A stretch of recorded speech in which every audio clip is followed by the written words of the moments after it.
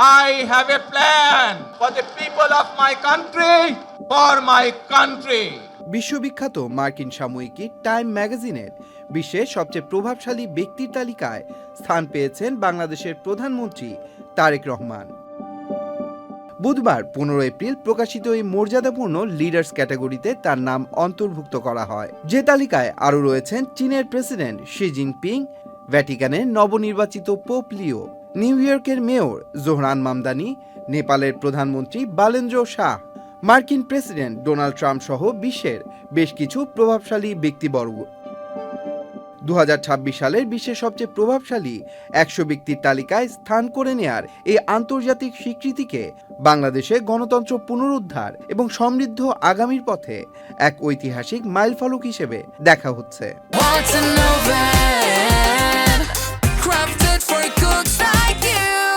Time magazine তাদের এই বিশেষ প্রতিবেদনে তারেক রহমানের দীর্ঘ রাজনৈতিক সংগ্রাম এবং দীর্ঘ নির্বাসন কাটিয়ে দেশে ফিরে রাষ্ট্র সংস্কারে তার দূরদর্শী পরিকল্পনার কথা উল্লেখ করেছে। দেশের উন্নয়নের জন্য, দেশের মানুষের ভাগ্যের পরিবর্তনের জন্য যদি সেই প্ল্যান, সেই কার্যক্রম, সেই পরিকল্পনাকে বাস্তবায়ন করতে হয়, প্রত্যেকটি মানুষের সহযোগিতা আমার লাগবে।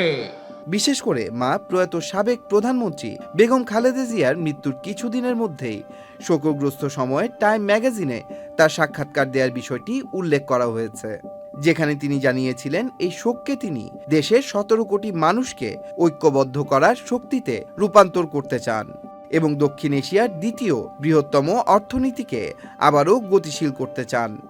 প্রতিবেদনটিতে বর্তমানে বাংলাদেশের উচ্চ মূল্যস্ফীতি, বেকারত্ব এবং আঞ্চলিক পরাশক্তি, ভারতের সাথে সম্পর্কের নজিরবিহীন অবনতির মতো চ্যালেঞ্জের বিষয়গুলো নিরসনের কথা উঠে আসে। টাইম ম্যাগাজিনের বিশ্বের প্রভাবশালী 100 ব্যক্তির তালিকায় স্থান করে নেয়াকে দেশের জন্য অনন্য এক অর্জন মনে করছেন বিশ্লেষকেরা।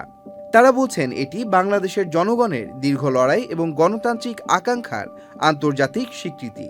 স্বৈরশাসনের অবসানের পর একটি বৈষম্যহীন ও অন্তর্ভুক্তিমূলক বাংলাদেশ গড়ার যে প্ল্যান তিনি জাতির সামনে, সেই যাত্রাকে আরও ত্বরান্বিত করবে।